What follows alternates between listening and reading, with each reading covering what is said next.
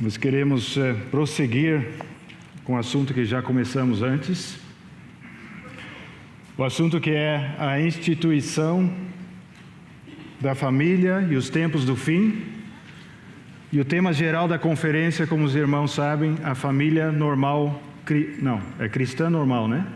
Toda vez eu fico confundindo. A família cristã normal nos tempos do fim. Estamos refletindo, desde a minha primeira mensagem, a primeira sessão, ontem de manhã, sobre o que é a família normal. E nós estivemos vendo, eu vou fazer uma pequena revisão, porque na primeira sessão eu não consegui falar tudo que estava nas minhas anotações aqui. Tudo que eu tinha programado para falar, porque faltou o tempo. Então eu vou revisar um pouco daquela primeira sessão, para a gente voltar ao assunto que eu comecei a tratar com os irmãos, para em seguida passar para a próxima parte do assunto. Então vamos começar lendo novamente os versículos que lemos também na primeira sessão, começando em Hebreus capítulo 2, versículo 10. Porque convinha que aquele para quem são todas as coisas, e mediante quem tudo existe, trazendo muitos filhos à glória, consagrasse pelas aflições o príncipe da salvação deles. Para trazer muitos filhos à glória. Romanos 8, 29, mais uma vez. Romanos 8, 29. Porque os que dantes conheceu, também os predestinou para serem conformes à imagem de seu Filho, a fim de que ele seja o primogênito entre muitos irmãos. O primogênito entre muitos irmãos. E Efésios 5:18. Eu creio que muitos irmãos já decoraram esse versículo. E não vos embriagueis com vinho, em que há dissolução, mas enchei-vos do Espírito. Eu vou acrescentar mais um versículo no Salmo 11, versículo 3. Se forem destruídos os fundamentos, que poderá fazer o justo? Essa é uma pergunta que o salmista faz. Se os fundamentos estiverem destruídos, o que é que o justo pode fazer? Nós já refletimos sobre isso com o irmão Cláudio. Os fundamentos da criação de Deus relativa à família, a origem da família, a instituição da família pelo próprio Deus, sendo um conceito divino. Esse é o fundamento. Aquilo que Deus se propôs no seu coração desde antes da fundação do mundo. O eterno propósito de Deus. E a família tem um lugar dentro desse eterno propósito de Deus. O livro de Efésios nos ensina que Deus já teve um propósito no seu coração. Nós falamos como se Deus fosse humano, não é? Deus tendo um coração. Mas é bem assim que a Bíblia nos ensina. Deus tinha no seu coração um propósito antes de criar o mundo. E então ele criou o universo, ele criou a terra, ele criou os homens, e ele criou tudo o que há na terra, tudo dentro do propósito divino, aonde ele vai levar todas as coisas. E nós vamos estar estudando esse assunto em relação à família nesses próximos dias ainda, se o Senhor permitir. Então eu leio esses 3 versículos de Hebreus 2:10, Romanos 8:29 e Efésios 5:18 para colocar o assunto da família dentro do eterno propósito de Deus. Porém, como nós vimos ontem, Deus estabeleceu uma ordem. Deus ordenou todas as coisas na criação. Porém, veio Satanás e ele causou uma terrível confusão, desordenando as coisas que Deus criou. Então eu mostrei ontem essa figura aqui. Eu vou tentar fazer melhor do que ontem, porque eu percebi que estava meio complicado manter tudo de uma forma estável. Então, vou procurar fazer melhor. Os irmãos se lembram? Isso aqui simboliza a perfeição do primeiro casal, uma parte e uma contraparte. Esse aqui sendo o sinal de um homem, esse aqui sendo o sinal de uma mulher. O que eu esqueci de mostrar depois que Satanás começou a trazer a confusão, é o que ocorre hoje em dia em muitos países por aí. E é isso aqui, veja só. Se eu viro isso aqui, fica esquisito, não fica? Não existe mais um círculo redondo, perfeito, sendo esse aqui o símbolo de um homem e esse aqui o símbolo de um homem, 2 homens. Se você junta 2 homens, você não tem uma perfeição. E a mesma coisa com 2 mulheres. A mesma coisa. Não é algo perfeito, mas é o que Satanás está propagando nos dias de hoje. É o que está ocorrendo mais e mais. E ontem eu falei que o mundo está se orgulhando de ter outras formas de casamentos. No país onde eu vivo, o casamento de homossexuais foi legalizado, é perfeitamente dentro da lei holandesa. Então nós vimos que Satanás, como príncipe deste mundo, ele misturou todas as coisas que Deus colocou em ordem. E ele causou uma desordem na criação de Deus e na sociedade dos homens. Quando Satanás começou a agir, ele começou a causar destruição. Lá em João 8:44, nós já vimos com outro irmão que ele é chamado o pai da mentira. O método que Satanás está usando para corromper a mente dos homens é usando a mentira. E não é só a mentira em palavras, mas é a mentira em ações, em pensamentos e em atos. Se nós não caminhamos na verdade, nós estamos caminhando na mentira. E veja só o que causou. Brevemente, para economizar um pouco do tempo, rapidamente, no livro de Gênesis, nós conhecemos muito bem a história de Adão e Eva.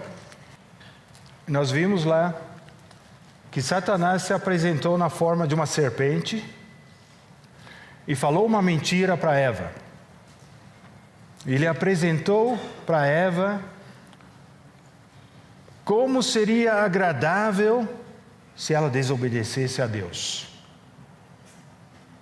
E o que ela iria receber de felicidade, de agrado, se ela tomasse do fruto proibido. E veja como Satanás é mentiroso. Uma vez eu li ou ouvi um ditado sobre Satanás, sobre a estratégia que ele tem, quando ele vem tratar conosco, como homens. Ele te promete uma coisa maravilhosa. Em seguida, ele te dá um pouquinho daquilo que ele prometeu. E enfim, ele toma tudo de você. Ele te rouba tudo que você tinha. Essa é a estratégia de Satanás. Se você crê nas mentiras de Satanás, o final vai ser destruição total. Então, ele apresentou a Eva que seria maravilhoso para ela tomar daquele fruto proibido e desobedecer a Deus. Então, Eva estava sozinha. Ela provavelmente se distanciou de Adão e de Deus. E ela não consultou a Adão o que ela deveria ter feito.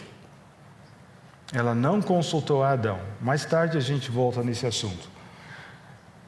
Então ela comeu do fruto proibido e ela levou a Adão e ele também comeu do fruto proibido. Também desobedeceu a Deus. também caiu na mentira. E o resultado foi, como nós todos conhecemos, o que Deus falou, que seria o julgamento da desobediência. No dia em que comeres do fruto proibido, certamente morrerás. E muitas vezes não compreendemos que Adão e Eva ainda viveram por volta de 900 e poucos anos. E então, como é que eles morreram naquele dia? Mas espiritualmente falando, foi naquele dia que eles morreram. O fruto da desobediência, o fruto de crer nas mentiras de Satanás. Então nós vemos na segunda geração, isso foi a primeira geração. Na próxima geração, nós vemos o primeiro homicídio. Abel, Caim matou a seu irmão Abel. O primeiro homicídio. Pouco mais adiante, na sétima geração, lá em Gênesis 4, nós vemos Lameque. Eu vou abrir brevemente. Lameque. As palavras que ele diz, no versículo 19. E tomou Lameque para si 2 mulheres. O nome de uma era Ada e o nome da outra Zilá. Então, a primeira vez que nos aparece um casamento com 2 mulheres. Não uma, mas com 2. E então diz, mais adiante, versículo 23, disse Lameque às suas mulheres Adá e Zilá, ouvi a minha voz, vós mulheres de Lameque, escutai as minhas palavras, porque eu matei um homem por me ferir e um jovem por me pisar. Nós vemos que a violência começou a entrar no gênero humano. A violência. Satanás destrói. Quando a gente chega a Noé, o que já temos lido antes, ontem e também hoje, Gênesis capítulo 6, nós vemos que todos os pensamentos do homem eram corrompidos e tudo que ele pensava eram maus pensamentos, com a exceção de Noé. Mas todos os homens tinham suas mentes, seus pensamentos corrompidos. Então, chegou o ponto que Deus se arrependeu de ter criado o homem e queria destruir a toda a raça humana. O resultado da mentira de Satanás. Graças ao Senhor, ele achou Noé. E ele achou graça em Noé. Mais adiante, Gênesis 18, 19, nós vemos o tempo de Ló, os dias de Ló. E nós provavelmente vamos voltar a esse assunto com outro irmão, com o irmão César. Não sei, não quero falar o que o irmão vai falar, mas ele anunciou que ia falar de Noé e de Ló, e ainda estou esperando que ele vai falar sobre Ló. Ló morava em Sodoma, e a essência do pecado em Sodoma me parece que é o homossexualismo. Pela narração da palavra de Deus. E Deus decidiu que destruiria a cidade de Sodoma, porque não foram achados nem sequer 10, ou era 5? Nem sequer 10 justos, se não me engano. Porque Abraão foi diminuindo. Começou com 50, 45, 40, 30, 20. Eu acho que ele terminou com 10. Mas nem os 10 foram achados. Então nós vemos, irmãos, o resultado da mentira de Satanás, como ele corrompeu a mente humana. Mais adiante, na época da escravidão do povo de Israel no Egito, nós vemos que Faraó queria terminar com esse povo. O meio pelo qual, nós vemos lá naquela história, o meio pelo qual Satanás age e exerce seu reinado é o medo. Quando o povo de Israel começou a crescer, se ampliar na terra do Egito, Faraó e seu povo ficaram com medo deles, porque eles estavam se aumentando mais e mais. e eles tinham um temor de que os israelitas iam guerrear contra eles, se rebelar e acabar com o povo do Egito. Então é o medo que motivou o faraó e seu povo a tomarem atitudes contra o povo de Israel. A primeira coisa que ele falou: mata todos os filhos homens. As parteiras tinham que fazer isso. Mas porque temiam a Deus, elas não o fizeram. Mas elas eram obrigadas a matar todos os homens. O que acontece se todos os meninos são mortos? Não vai ter uma próxima geração após eles. Vai terminar o povo depois de mais uma geração. Então nós vemos toda vez a estratégia de Satanás, corrompendo o que Deus fez. Possivelmente voltando um pouquinho em Gênesis 6, é bem possível que aqueles filhos de Deus mencionados no capítulo 6 sejam anjos caídos que se misturaram com as filhas dos homens e produziram gigantes como frutos daquele juntamento. Eles também deixaram a sua ordem, porque Deus nunca quis que anjos se misturassem com homens. Então, irmãos, nós vemos que essa é a estratégia do diabo. Onde Deus estabeleceu uma ordem, ele começa a confundir essa ordem, causando desordem. E o que é normal passa a ser considerado anormal. E o que é anormal começa a ser considerado normal. O irmão Watchman Nee escreveu vários livros. Um dos mais conhecidos e um livro muito precioso é A Vida Cristã Normal, que é lida por todo mundo, creio eu. A vida cristã normal. E normal significa também tem a vida normal da igreja cristã e tem mais outras. A normalidade é o que Deus intencionou para o homem. Aquilo é normal. E o resto é anormal. E nós não devemos crer nas mentiras do diabo. Falando isso, nós vamos passar para o assunto de hoje.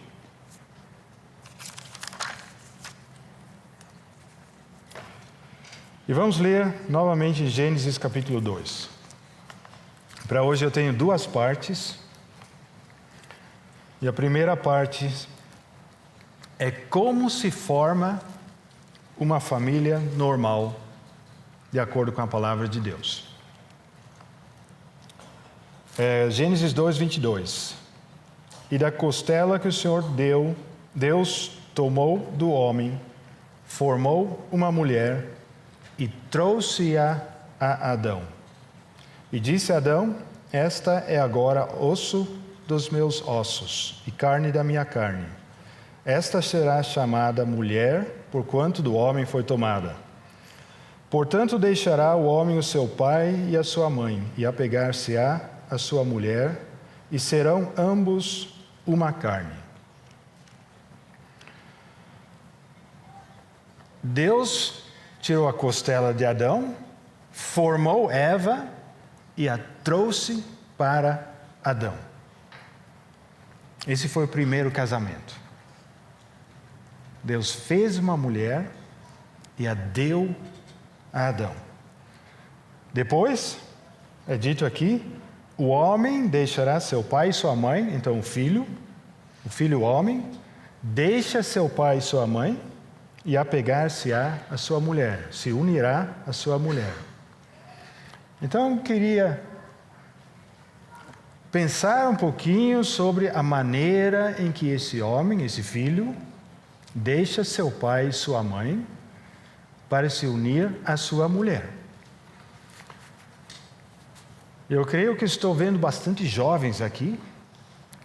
Eu não sei, eu acho que eu não vou pedir para levantar as mãos aqueles que ainda não são casados e comprometidos em relação a casamento. Mas a palavra que eu quero deixar com vocês é justamente para aqueles. O resto pode ficar também, não precisa sair não. Todos podem ouvir, porque às vezes pode ser de proveito para passar para mais alguém. Mas é um assunto de grande importância nos nossos dias.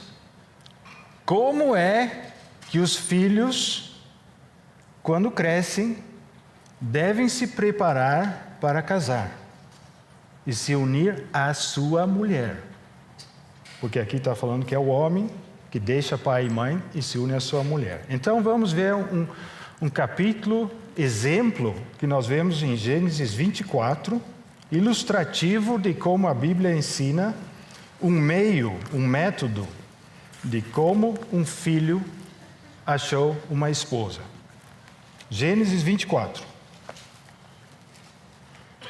Eu acho que eu vou ler uma boa porção, então eu vou procurar ler um pouco rapidamente, para nós conhecermos bem essa história e extrairmos dela vários princípios que o Senhor nos ensina e que podem ser de grande ajuda para jovens que têm um desejo de se casar, mas ainda não conhecem qual é a vontade de Deus relativo ao casamento, para eles pessoalmente. Então eu começo no versículo 1, Gênesis 24, versículo 1. E era Abraão já velho e adiantado em idade, e o Senhor havia abençoado a Abraão em tudo. E disse Abraão ao seu servo, o mais velho da casa, que tinha o governo sobre tudo o que possuía: põe agora a tua mão debaixo da minha coxa, para que eu te faça jurar pelo Senhor Deus dos céus e Deus da terra, que não tomarás para meu filho mulher das filhas dos cananeus, no meio dos quais eu habito, mas que irás à minha terra e à minha parentela, e dali tomarás mulher para meu filho Isaque. E disse-lhe o servo, se porventura não quiser seguir minha mulher a esta terra, farei, pois, tornar o teu filho à terra de onde saíste? E Abraão lhe disse, guarda-te, que não faças lá tornar o meu filho. O Senhor Deus dos céus, que me tomou da casa de meu pai e da terra da minha parentela, e que me falou e que me jurou, dizendo, a tua descendência darei esta terra. Ele enviará o seu anjo adiante da tua face, para que tomes mulher de lá para meu filho. Se a mulher, porém, não quiser seguir-te, serás livre deste meu juramento. Somente não faças lá tornar a meu filho. Então pôs o servo a sua mão debaixo da coxa de Abraão, seu senhor, e jurou-lhe sobre este negócio. E o servo tomou 10 camelos dos camelos do seu senhor e partiu, pois que todos os bens de seu senhor estavam em sua mão. E levantou-se e partiu para a Mesopotâmia, para a cidade de Naor. E fez ajoelhar os camelos fora da cidade, junto a um poço de água, pela tarde, ao tempo que as moças saíam a tirar água. E disse, ó Senhor, Deus de meu senhor Abraão, dá-me hoje bom encontro, e faze beneficência ao meu senhor Abraão. Eis que eu estou em pé junto à fonte de água, e as filhas dos homens desta cidade saem para tirar água. Seja, pois, que a donzela a quem eu disser, abaixa agora o teu cântaro, para que eu beba, e ela disser, bebe, e também darei de beber aos teus camelos, esta seja a quem designaste ao teu servo Isaque, e que eu conheça nisso que usaste de benevolência com meu senhor. E sucedeu que, antes que ele acabasse de falar, eis que Rebeca, que havia nascido a Betuel, filho de Milca, mulher de Naor, irmão de Abraão, saía com seu cântaro sobre o seu ombro. E a donzela era muito formosa à vista, virgem, a quem homem não havia conhecido. E desceu à fonte e encheu o seu cântaro e subiu. Então o servo correu-lhe ao encontro e disse, peço-te, deixa-me beber um pouco de água do teu cântaro. E ela disse, bebe, meu senhor. E apressou-se e abaixou o seu cântaro sobre a sua mão e deu-lhe de beber. E acabando ela de lhe dar de beber, disse, tirarei também água para os teus camelos, até que acabem de beber. E apressou-se e despejou o seu cântaro no bebedouro, e correu outra vez ao poço para tirar água, e tirou para todos os seus camelos. E o homem estava admirado de vê-la, calando-se, para saber se o Senhor havia prosperado a sua jornada ou não. E aconteceu que, acabando os camelos de beber, tomou o homem um pendente de ouro de meio siclo de peso, e 2 pulseiras para suas mãos, do peso de 10 siclos de ouro. E disse: de quem és filha? Faze-mo saber, peço-te. Há também em casa de teu pai lugar para nós pousarmos? E ela lhe disse: eu sou a filha de Betuel, filho de Milca, o qual ela deu a Naor. Disse-lhe mais: também temos palha e muito pasto, e lugar para passar a noite. Então inclinou-se aquele homem e adorou ao Senhor. E disse: bendito seja o Senhor Deus de meu senhor Abraão, que não retirou a sua benevolência e a sua verdade de meu senhor. Quanto a mim, o Senhor me guiou no caminho à casa dos irmãos de meu senhor. Em seguida, vou pular um pedaço aqui, porque então ele vai para a casa da Rebeca e da sua família, e ele explica tudo.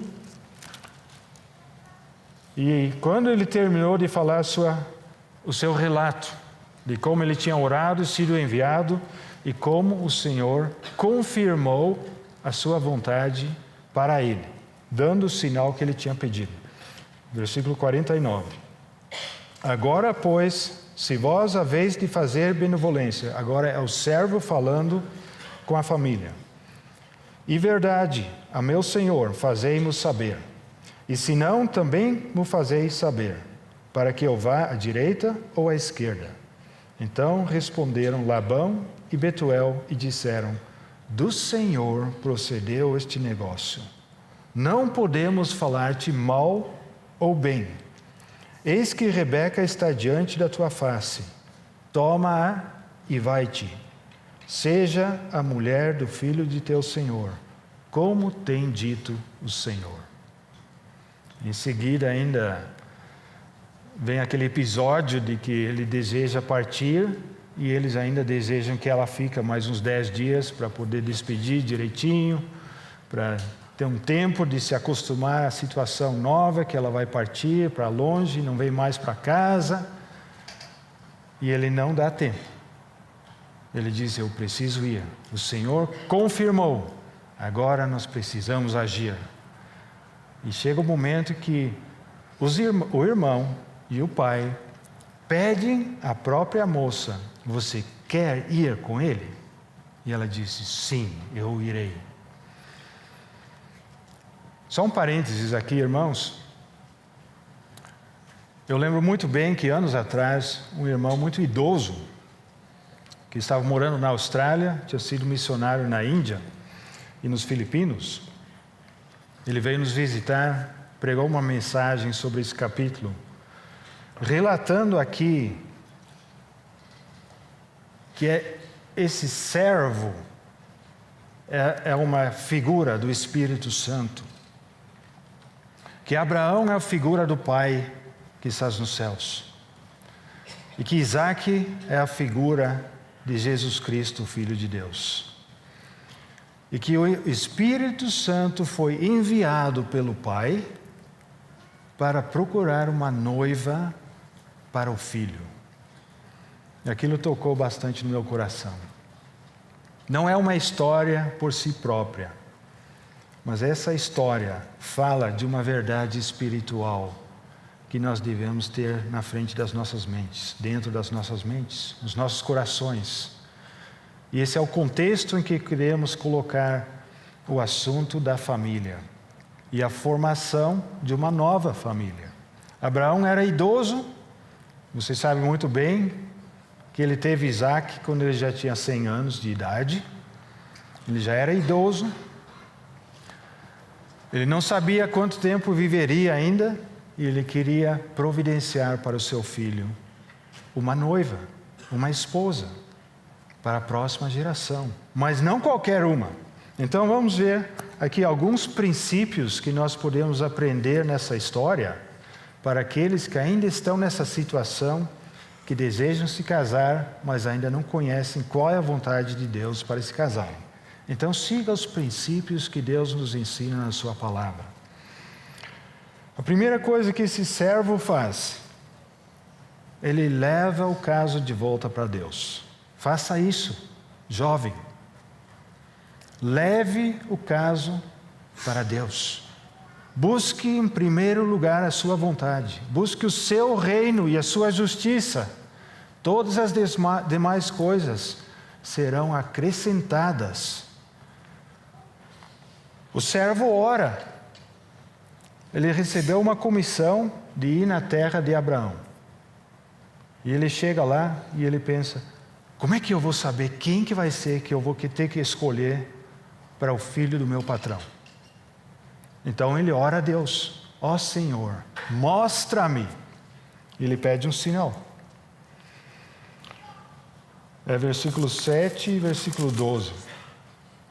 O Senhor Deus dos céus, que me tomou da casa de meu pai, da terra da minha parentela, e que me falou e que me jurou, dizendo, a tua descendência darei esta terra, ele enviará o seu anjo adiante da tua face, para que tomes mulher de lá para meu filho.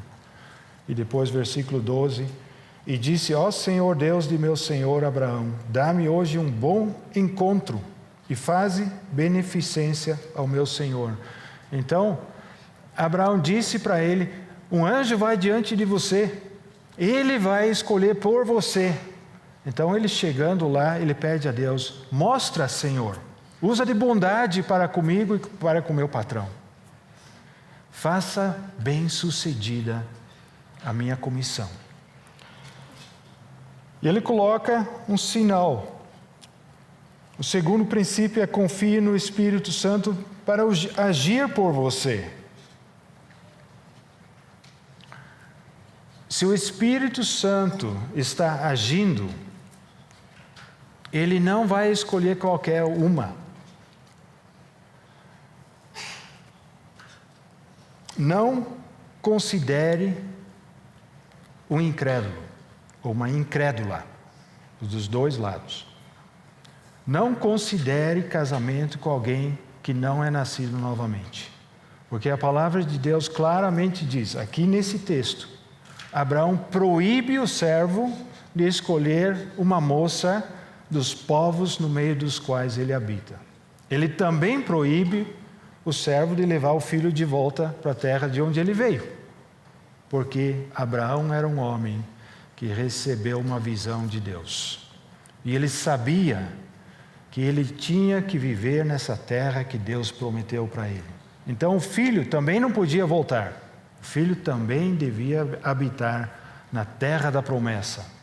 Mas lá moravam povos que não conheciam ao Senhor. E ele proibiu o servo de tomar uma moça daqueles povos que não conheciam a Deus.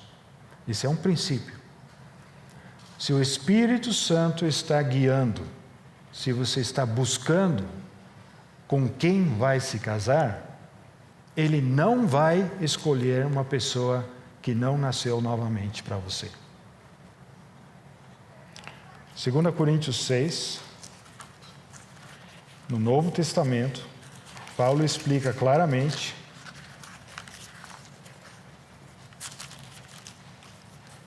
versículo 14, não vos prendais a um jugo desigual com os infiéis, porque que sociedade tem a justiça com a injustiça? E que comunhão tem a luz com as trevas? E que concórdia há entre Cristo e Belial? Ou que parte tem o fiel com o infiel? E que consenso tem o templo de Deus com os ídolos? Porque vós sois o templo do Deus vivente. Como Deus disse, neles habitarei e entre eles andarei. E eu serei o seu Deus e eles serão o meu povo. Por isso, saí do meio deles e apartai-vos, diz o Senhor, e não toqueis nada imundo, e eu vos receberei. E eu serei para vós pai, e vós sereis para mim filhos e filhas, diz o Senhor Todo-Poderoso. Então Paulo explica aqui claramente que aqueles que fazem parte do templo de Deus que nasceram novamente, que receberam a vida de Jesus Cristo, que fazem parte da casa de Deus, não podem se misturar com aqueles que não são parte do templo de Deus. Um jugo desigual, um jugo é aquele... O que eu conheço de um jugo é quando 2 bois estão puxando um arado, uma carroça, ou seja o que for. E o jugo é colocado no ombro dos 2 bois. E juntos eles trabalham puxando aquilo que está atrás deles. O jugo desigual é quando você coloca um boi com um jumento, ou um cavalo. E aqueles que têm alguma experiência com a agricultura sabem que não funciona. Tem que ser 2 iguais, 2 animais iguais. E o jugo desigual é quando os 2 não são iguais. E um crente e um incrédulo não são iguais e não tem nada em comum, espiritualmente falando. Você pode ter muitas coisas em comum a nível humano, a nível de emoções, a nível de raciocínio, a nível de estudos, a nível de linguagem, a nível de cultura, mas é tudo terrestre. Espiritualmente falando, o crente, o filho de Deus, não tem nada em comum com aquele que não é filho de Deus. Portanto, um casamento entre um filho de Deus ou uma filha de Deus com outra que não é, ou outro que não é, não dá certo, espiritualmente falando. Aqui voltando a Gênesis 24, diz que o servo chegou na terra onde ele devia ir, e ele foi a um poço de água pela tarde. Eu tenho que mostrar aqui que as coisas que eu estou falando não são todas a minha invenção, mas eu extraí bastante desse livrinho aqui, que eu encontrei aqui entre os livros do irmão Wilson, de Tesouro Aberto. Mas para quem não consegue ler, que está de longe, O Propósito de Deus para a Família, pelo irmão Stephen Kahn.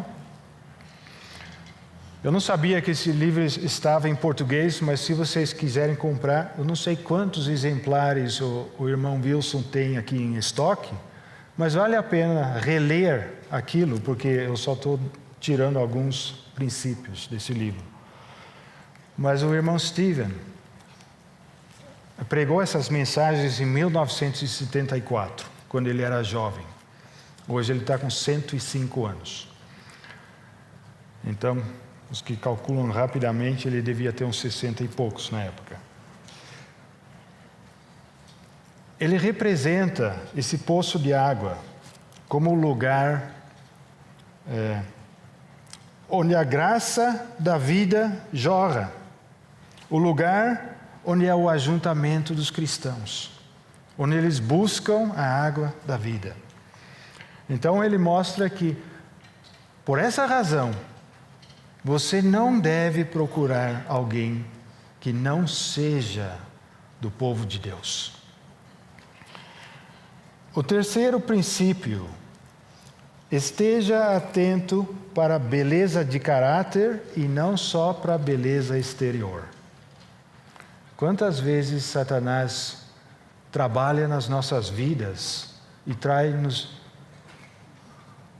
tenta a nos distrair, fazendo-nos olhar para coisas que, espiritualmente falando, não são de valor, não são de importância.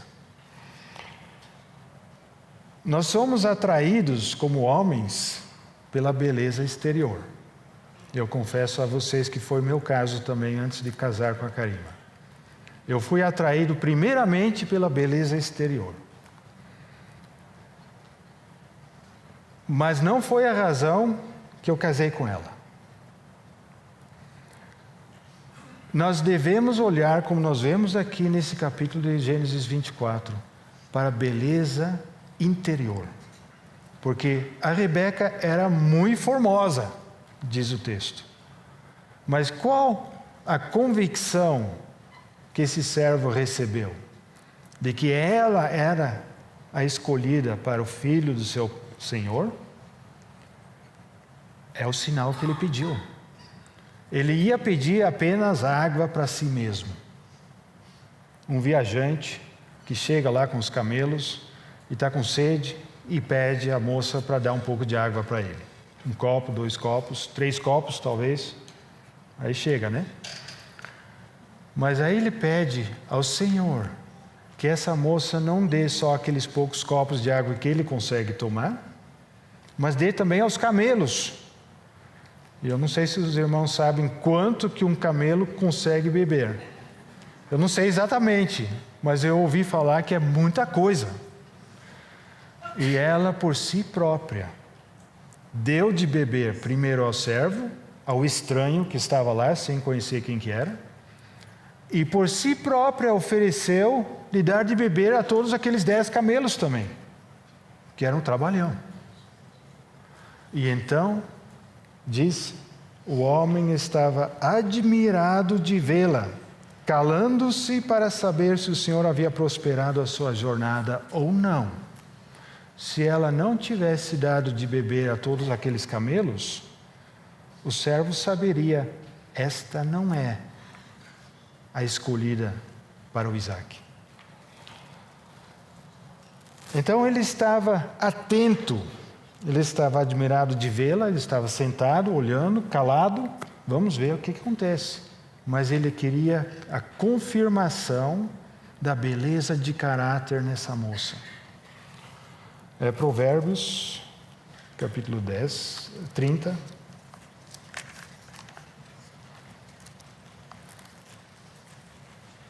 Versículos 10 e versículos 30.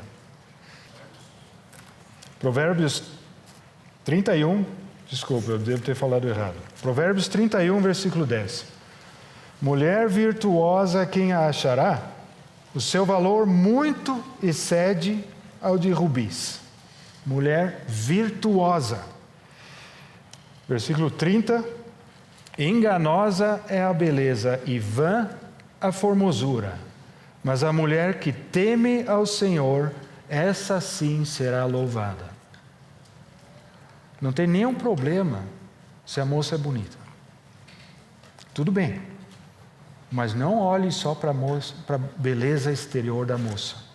Olhe para a diligência do seu coração, para o caráter interior.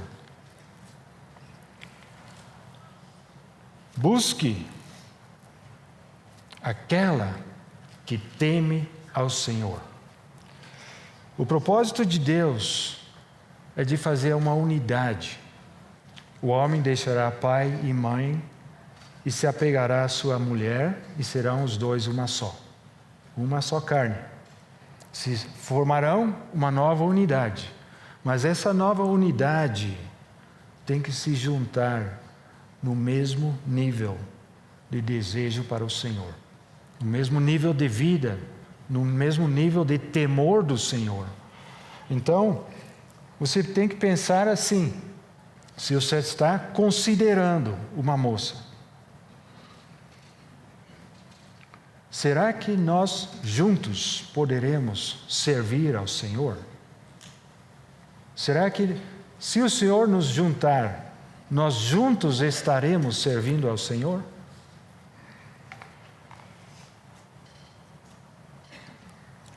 Então, irmãos, aqui nós estamos olhando do ponto de vista do filho que está buscando uma noiva. E a palavra diz, o relato de Adão e Eva é que Deus preparou a mulher e a trouxe para Adão. Então nós vemos que a iniciativa, normalmente falando, seria do filho homem. Ele sai da casa de seus pais, encontra uma esposa e vai, se une com ela, forma uma nova unidade. Não é que não haja casamentos bons onde algo começou no coração da moça, mas no caso da moça, no caso da filha, espere no Senhor. Espere até o Senhor preparar o noivo que Ele tem para você. São princípios que são de grande ajuda para encontrarmos a pessoa que Deus escolheu para ser a sua parceira ou seu parceiro na vida. E esse mesmo irmão que eu estava falando, que falou sobre esse capítulo de Gênesis 24, ele nos ensinou na época, alguns estudantes da minha idade, mas alguns eram um pouco mais avançados em idade, que estávamos juntos com o desejo de servir ao Senhor. Na nossa história, nós éramos estudantes de uma faculdade de agronomia tropical, em Deventer, na nossa cidade, onde moramos hoje também. A faculdade foi embora, mas nós ainda estamos lá. Na época, a maioria era estudantes homens que queriam estudar agronomia tropical. Então, entre os irmãos, que muitos vieram como estudantes dessa faculdade e começaram a reunir juntos, eram muitos jovens homens. E tinha muito poucas jovens mulheres. Então, os irmãos começaram a orar para ter um casamento, procurando uma esposa para o futuro. E esse irmão passou em uma das suas viagens, ele nos deu um auxílio de como podemos conhecer a vontade de Deus nessas decisões tão importantes na nossa vida. O casamento, com quem vou me casar, qual a profissão que eu vou exercer no futuro e qual o lugar onde que eu vou morar. Decisões que são importantes porque tem muitas consequências para a nossa vida. E tem um monte de decisões pequenas que nós fazemos a cada dia, não é? Mas essa é uma decisão que tem grandes consequências. Se você casa com uma pessoa errada, você não pode desfazer aquilo, de acordo com a palavra de Deus. Então, são decisões muito sérias e é necessário conhecermos a vontade do Senhor para recebermos aquela paz e alegria nos nossos corações de que Ele está conosco, de que Ele se agrada do caminho que nós estamos indo. Então Ele nos ajudou mostrando, Ele deu o exemplo, a ilustração do porto de Sydney, na Austrália. Ele morava na Austrália. Ele disse o seguinte: os navios, o porto de Sydney é muito perigoso para entrar com os navios. Porque tem rochas, não sei exatamente como é a situação, mas é perigoso para entrar porque pode causar um naufrágio se o capitão do navio cometer um erro. Então, o que eles fizeram, em vários lugares, já antes do porto, eles colocaram lâmpadas, luzes, 4 luzes. E disse ele que se as 4 luzes estivessem numa fileira só, se o capitão pudesse ver as 4 luzes numa fileira, então ele podia seguramente entrar no porto por aquele rumo. Se não tivesse numa fileira só, numa linha, havia perigo. E esse era o sinal para ele poder entrar no porto seguramente, sem causar danos. E ele usou essa ilustração das 4 luzes, dando 4 confirmações de que você está caminhando no caminho do Senhor em decisões tão importantes como essa que é a do casamento. A primeira é a palavra de Deus. Salmos 119, 105. Eu acho que a maioria dos irmãos não precisa procurar, porque conhece decorado. Salmo 119, 105. Lâmpada para os meus pés é a tua palavra e luz para o meu caminho. Então, em primeiro lugar, a confirmação da palavra de Deus. Busque ao Senhor, ore ao Senhor, coloque o caso diante do Senhor e peça ao Senhor para falar ao teu coração e confirmar no teu coração com a sua palavra. Se o Senhor falar com você pessoalmente e confirmar no teu coração que essa é a vontade dEle, você tem uma base para crer que está no seu caminho, que é a da sua vontade. O segundo E é importante que os 4 estejam numa linha só, certo? Confirmando um ao outro. Um só não é suficiente. A segunda confirmação, o Espírito de Deus. Em Romanos 8, versículo 14 e 16. Porque todos os que são guiados pelo Espírito de Deus, esses são filhos de Deus. E 16, o próprio Espírito testifica com o nosso Espírito que somos filhos de Deus. Eu tenho anotado lá, nas minhas anotações dessa pregação desse irmão, nessa mensagem, que ele disse, no inglês, dá para se falar e no português também. O Espírito Santo é residente ou ele é presidente? É uma pequena diferença na palavra, mas é uma grande diferença na verdade do teu caminho. Todo filho de Deus tem o Espírito Santo residente no seu coração. Mas nem todos os filhos de Deus conhecem o Espírito Santo como presidente do seu coração. Outra coisa que ele falou, você tem o Espírito de Deus ou o Espírito de Deus tem você? Vejam a diferença. Eu tenho o Espírito. Não, o Espírito tem a mim. É uma questão de quem governa. Eu estou no trono do meu coração, então eu tomo minhas próprias decisões. Ou o Espírito está no trono do meu coração e Ele toma as decisões por mim. Ele é o presidente da minha vida. O Espírito testifica no interior do coração se a palavra que você recebeu é realmente de Deus. Eu lembro de um exemplo que eu ouvi muitos anos atrás, de uma pessoa que queria muito se casar com uma certa moça, e se não me engano a moça chamava paciência, em inglês, patience. Os africanos às vezes dão esses nomes, peace, grace, patience, para quem fala inglês, paciência, graça, paz, e mais outros nomes assim. Então essa moça chamava Patience, e o irmão queria muito se casar com ela.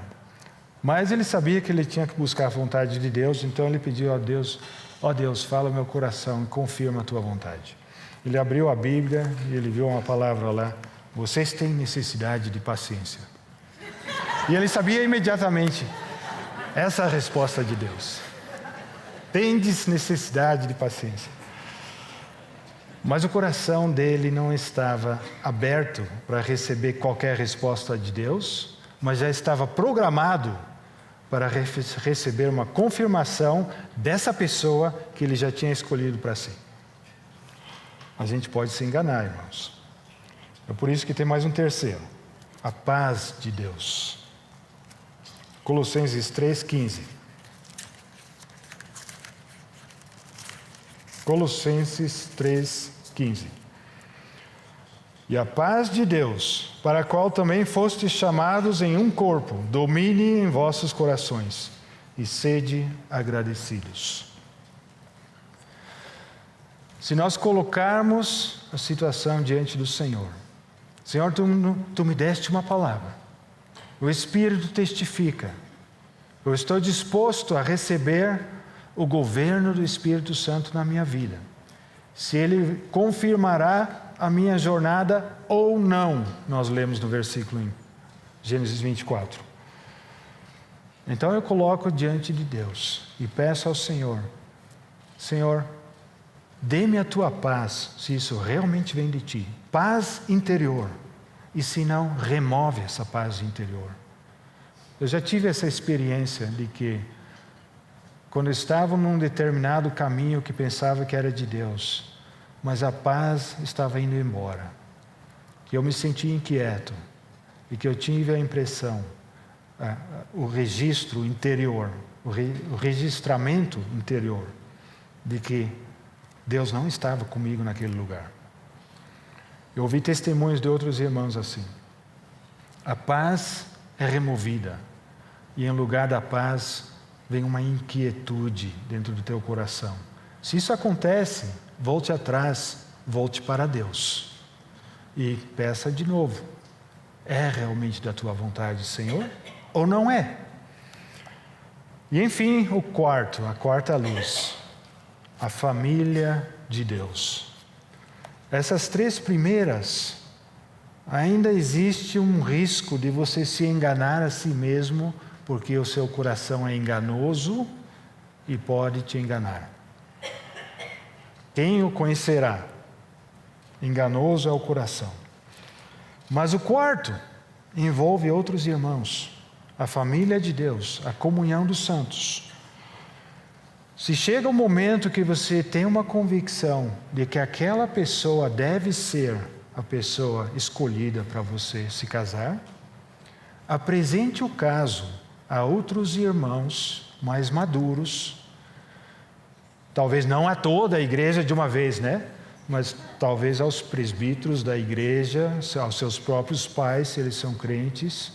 Apresenta o caso e peça-os para orarem com você, para confirmarem se isso tem uma confirmação no coração deles.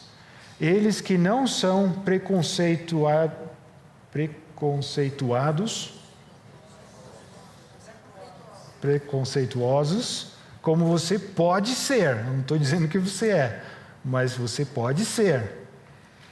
E para evitar um erro de qualquer maneira nessa área tão importante, consulte outros irmãos para orarem junto com você. Se eles também têm a confirmação, então você pode seguir adiante. Atos capítulo 13, versículo 2. Eu leio o versículo 1 também, só para contexto. E na igreja que estava em Antioquia havia alguns profetas e doutores, a saber, Barnabé e Simeão, chamado Níger, e Lúcio, Cireneu e Manaém, que fora criado com Herodes o tetrarca, e Saulo. E servindo eles ao Senhor e jejuando, disse o Espírito Santo: apartai-me a Barnabé e a Saulo para a obra a que os tenho chamado. Então, jejuando e orando, e pondo sobre eles as mãos, os despediram.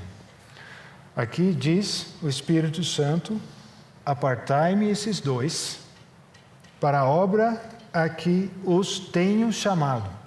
Então o Espírito Santo já deu o chamado a Paulo e a Barnabé.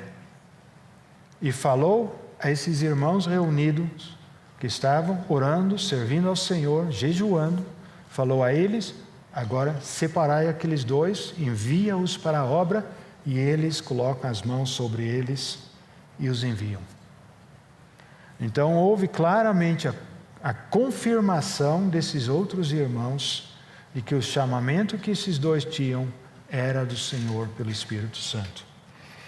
Então, se caminharmos por esse caminho, se buscarmos ao Senhor e buscarmos a confirmação da sua vontade, na sua palavra, pelo seu Espírito, com a paz de Deus nos nossos corações e a confirmação do corpo de Cristo com aqueles com quem nós estamos reunidos na nossa localidade, nós podemos estar seguros que estamos caminhando nos caminhos do Senhor.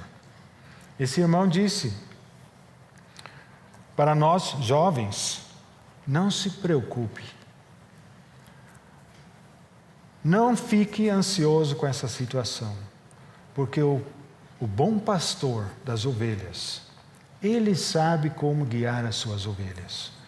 Você só precisa seguir a sua voz. A ovelha não precisa saber fazer nada mais, apenas seguir a voz do bom pastor. E o bom pastor te guiará. Esteja plenamente descansado ou descansada nessa área da tua vida. Que o Senhor possa ajudar os nossos jovens a encontrar aquela pessoa que Deus escolheu para você. com quem você juntos poderão servir ao Senhor numa nova unidade, numa nova família, constituir uma nova família e ser uma bênção nesta terra, entre os homens. Voltando então àquela ordem da família cristã normal estabelecida por Deus, também nos tempos do fim. A ordem que eu apresentei e lerei novamente em 1 Coríntios 11,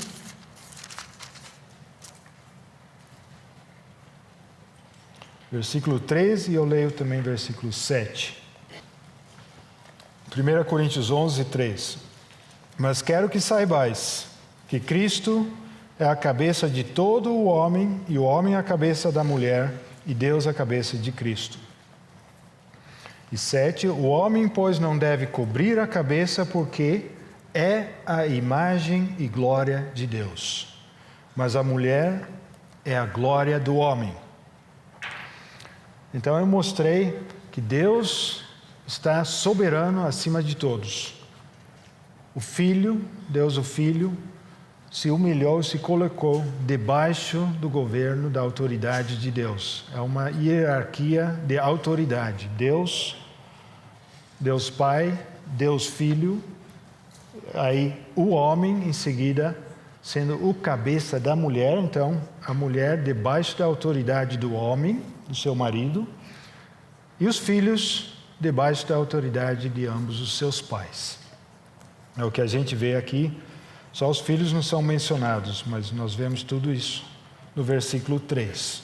E no versículo 7, o porquê. O homem é a imagem e glória de Deus, e a mulher é a imagem e glória do homem. E essa é a razão que Paulo explica aqui nesse capítulo, porque ele fala que as mulheres devem cobrir a cabeça com um véu, porque elas são a glória do homem. E elas podem mostrar exteriormente que tem uma autoridade sobre elas. E o homem não deve cobrir a sua cabeça na igreja, no contexto da igreja que essa epístola é escrita, porque ele é a imagem e glória de Deus e exerce a autoridade sobre a sua mulher. Efésios capítulo 5, que é o texto principal dessa parte. E a parte que vamos começar agora é a parte do papel do homem, da mulher e depois dos filhos, dos pais e dos filhos em relação a si, um ao outro, pais e filhos. Então, para hoje, ainda no tempo que nos resta, vamos olhar para a parte do papel do homem, sendo o cabeça da sua família. Efésios 5, versículo 18, nós já lemos. Enchei-vos do Espírito. E em seguida, versículo 21 diz: sujeitando-vos uns aos outros no temor de Deus. Sujeitando-vos uns aos outros no temor de Deus. Então, a submissão que cada membro da igreja, do corpo de Cristo, deve ter em relação aos outros membros. E em seguida, Paulo começa a falar do relacionamento de marido e mulher, começando com as mulheres. Versículo 22. Vós, mulheres, sujeitai-vos a vossos maridos como ao Senhor, porque o marido é a cabeça da mulher, como também Cristo é a cabeça da igreja, sendo ele próprio o Salvador do corpo. De sorte que, assim como a igreja está sujeita a Cristo, assim também as mulheres sejam em tudo sujeitas a seus maridos. Vós, maridos, amai vossas mulheres, como também Cristo amou a igreja, e assim mesmo se entregou por ela, para a santificar, purificando-a com a lavagem da água pela palavra, para a apresentar a si mesmo igreja gloriosa, sem mácula, nem ruga, nem coisa semelhante, mas santa e irrepreensível. Assim devem os maridos amar as suas próprias mulheres como a seus próprios corpos. Quem ama a sua mulher, ama-se a si mesmo. Porque nunca ninguém odiou a sua própria carne, antes a alimenta e sustenta, como também o Senhor a igreja, porque somos membros do seu corpo, da sua carne e dos seus ossos. Por isso deixará o homem seu pai e sua mãe, e se unirá à sua mulher, e serão dois numa carne. Grande é este mistério, digo-o, porém, a respeito de Cristo e da igreja. Assim também vós, cada um em particular, ame a sua própria mulher como a si mesmo, e a mulher reverencie o marido. Num dos livros que eu estive lendo ultimamente, eu li o seguinte, que uma pessoa cheia do Espírito Santo é de fácil convívio. E aquilo me tocou bastante. Uma pessoa que é cheia do Espírito Santo, é fácil de se conviver com ela. E eu me perguntei, será que eu sou uma pessoa fácil de se conviver? O irmão César também já fez algumas perguntas assim, para nós nos examinarmos a nós mesmos. Se eu estou cheio do Espírito Santo, o que é que vai ser visto no meu relacionamento, dentro do meu casamento, com minha esposa, se eu sou uma mulher com meu marido, se eu sou pai para com meus filhos e os demais com quem eu me relaciono. O que é que vai ser visto se eu estou cheio do Espírito Santo? O fruto do Espírito. Amor, alegria, paz, fidelidade, longanimidade, domínio próprio, mansidão. Falta mais 2. As 9 características do fruto do Espírito. Não é que você escolhe um dos 9 e você acha, eu vou me focar naquele um. Eu vou ser uma pessoa alegre, mas você não tem paz, você não tem amor. Não é assim não. O fruto do Espírito é um só. E ele se manifesta dessas 9 formas. Essas são as características de uma pessoa cheia do Espírito Santo. E é por isso que eu concordo com aquele irmão que escreveu, ou que disse, uma pessoa cheia do Espírito é de fácil convívio. Então, irmãos, Deus colocou tudo numa determinada ordem. O homem e a mulher são iguais em valor para com Deus. Não tem nada de que o homem é mais importante e a mulher é menos. Não tem nada disso na Bíblia. Mas Deus escolheu o homem para ser o cabeça, para ter autoridade dentro da sua família. E Ele escolheu a mulher para assumir a posição de submissão, para representar o corpo. O homem, o cabeça, a mulher representa o corpo. E essas são as posições que Deus deu e o papel, a tarefa, a responsabilidade que Deus deu a cada membro do casamento. Como Deus indica a posição, Ele também dá a função naquela posição. Ele dá o lugar, Ele dá a posição, mas naquela posição Ele deseja que nós funcionemos. E quando nós misturamos estas coisas, nós começamos a entrar em problemas. Quando Satanás começa a introduzir nas nossas mentes, ontem nós terminamos com a necessidade de que nossas mentes têm de ser renovadas. Romanos 12, versículo 1. Nós precisamos de uma mente renovada porque na nossa sociedade, que é regida pelo príncipe desse mundo, Satanás, nossas mentes já foram corrompidas enquanto vivíamos aqui e não éramos ainda nascidos novamente.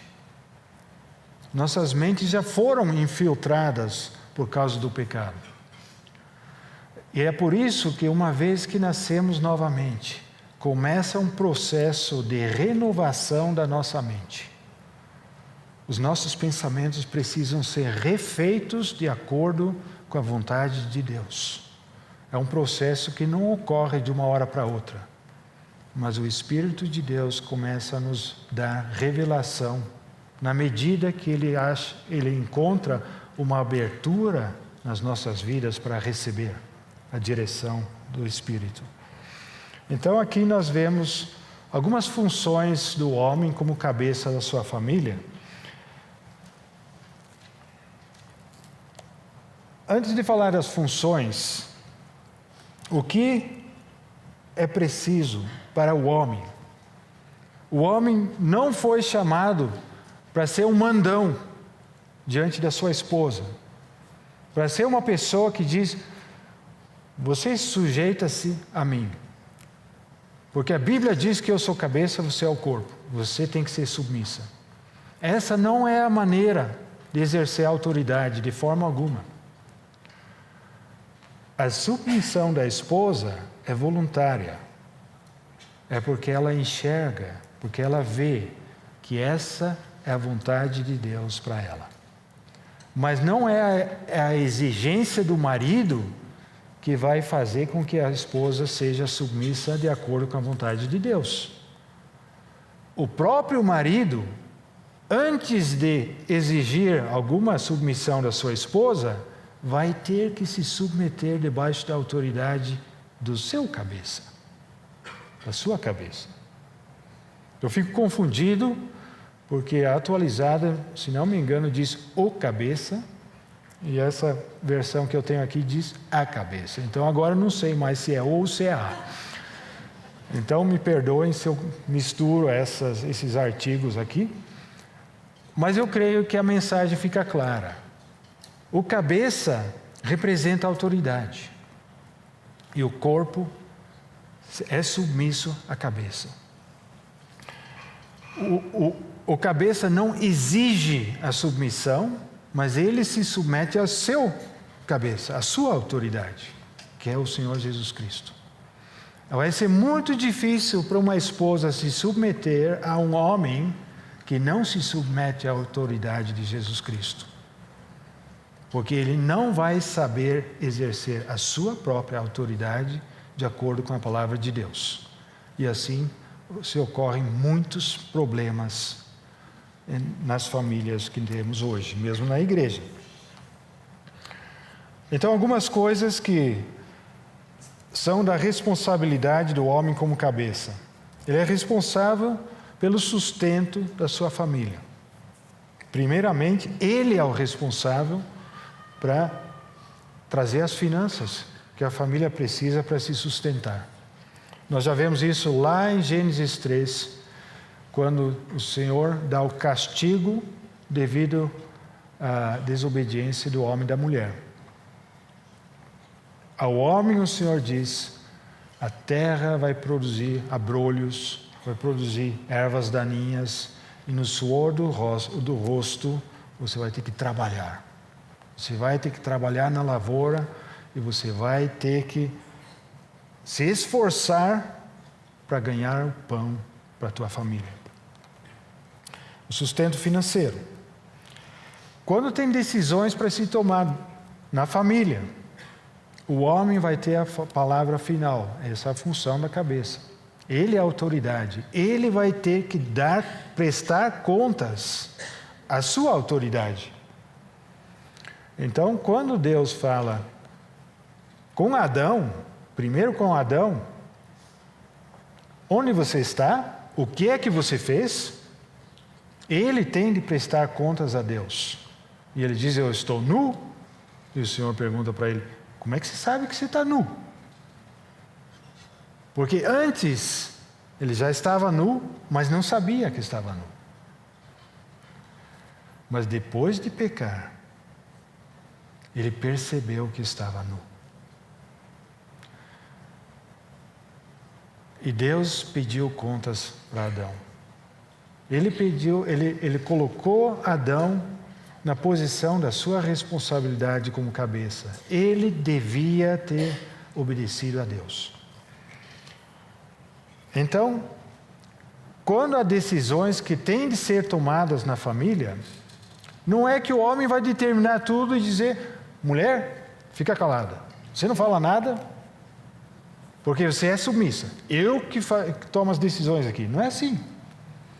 Você respeita a opinião da tua esposa. Você ouve a tua esposa.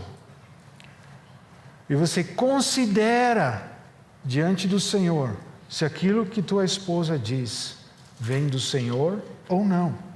Nós temos exemplos na palavra de Deus que a esposa deu uma sugestão, mas não era de acordo com a vontade de Deus, e ainda assim o seu marido seguiu aquele conselho. Abraão e Sara, por exemplo, que gerou o nascimento de Ismael e gerou muitos problemas após. Ele ouviu o conselho de Sara, mas não fez a vontade do Senhor. E há outros exemplos onde o conselho da mulher era bom e o homem não ouviu. Nós já ouvimos o exemplo de Abigail e Nabal.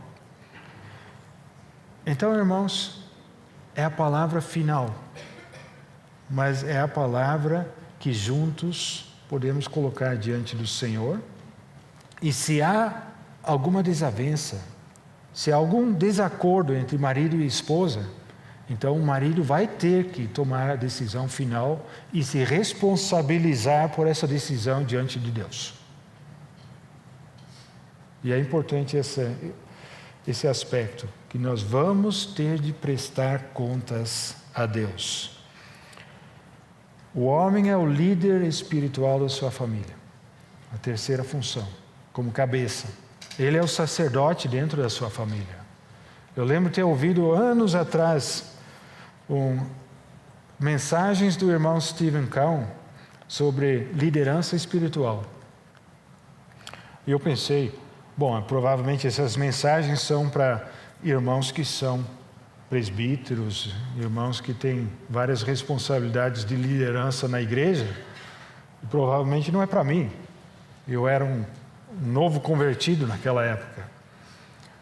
Mas ainda assim eu ouvi as mensagens. Teve uma hora que ele disse assim: cada homem é um líder espiritual dentro da sua própria família. Então muitos de vocês são líderes espirituais, porque o homem é responsável para ensinar os caminhos do Senhor dentro da sua família, conduzir a esposa e os filhos à vontade de Deus.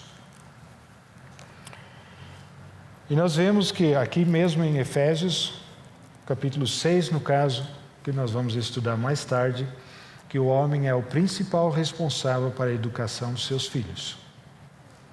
Ainda que a mãe vai exercer grande parte da educação, em questão de tempo que ela vai usar para educar seus filhos, para criar seus filhos, a mãe vai gastar muito mais horas com os filhos do que o pai. Mas o pai é o principal responsável pela educação dos seus filhos. E esse é um assunto importante para lembrarmos, irmãos, porque tem muitos pais que negligenciam esta responsabilidade na educação dos seus próprios filhos e deixam tudo para a mãe. O mandamento principal, para concluir com essa parte, o mandamento principal para o marido em relação à sua esposa, encontrado aqui em Efésios 5, nesse trecho de 22 a 33, é mencionado 3 vezes: amai as vossas esposas. O mandamento principal para o marido: amar a esposa. Essa palavra amar, no original grego é agape. É um tipo de amor que é caracterizado pelo amor divino. E eu li assim, o significado dessa palavra agape é o amor que procede de vontade e determinação. Além de ser um amor que não exige em troca. É um amor que dá sem exigir em troca. É o amor de Deus. O amor que Deus deu. Um amor incondicional. Um amor que só Ele pode dar ao marido para com aquele amor amar a sua esposa. É o principal mandamento para maridos: amar suas esposas com um amor incondicional, determinado, que procede de vontade, determinação e que dura para todo o casamento. Para todos os anos do casamento. Um amor que não finda. Esse é o mandamento de Deus para maridos em relação às suas esposas. E como o tempo está acabando, irmãos, nós não vamos agora entrar nos detalhes desse amor. Vamos olhar para isso mais tarde. Nós vamos agradecer ao Senhor pela ordem que Ele estabeleceu, pela graça que Ele dá àqueles que respeitam a sua ordem, e pelo amor que Ele revelou para conosco, o amor que Ele deseja ver nas nossas vidas, nos nossos casamentos. E nós damos graças ao Senhor, porque Ele enviou o Seu Espírito para encher nossas vidas e para nos conduzir nas decisões importantes que nós temos de tomar. E espero que possamos receber alguma ajuda desses princípios que a palavra de Deus nos ensina, nas decisões que nós temos que tomar nas nossas vidas. Oremos. Te agradecemos, Senhor, pela Tua bondade, pelo Teu amor. Te agradecemos, Senhor, porque podemos aprender de Ti, como seres humanos que, por natureza, temos nossas mentes corrompidas, que somos tentados pelo pecado e que éramos filhos da desobediência e da ira. Mas te damos graças, Senhor, pela graça maravilhosa de Jesus Cristo, pelo Seu amor que nos comprou, que nos resgatou, que nos transformou. Te agradecemos porque o Espírito Santo foi derramado sobre nossas vidas e está dentro de nós. E queremos expressar o desejo de ser cheios do Espírito Santo, de viver uma vida que é agradável a Ti, de nos colocar debaixo da Tua autoridade e permitir que Tu governes nas nossas vidas. E em relação ao casamento ou à formação de um novo casamento, nós pedimos que conduzes a cada um de nós para sermos, Senhor, testemunhas do Teu amor, da Tua graça, da Tua glória. Em nome do Senhor Jesus, te damos graças e te oramos. Amém, Senhor. Amém.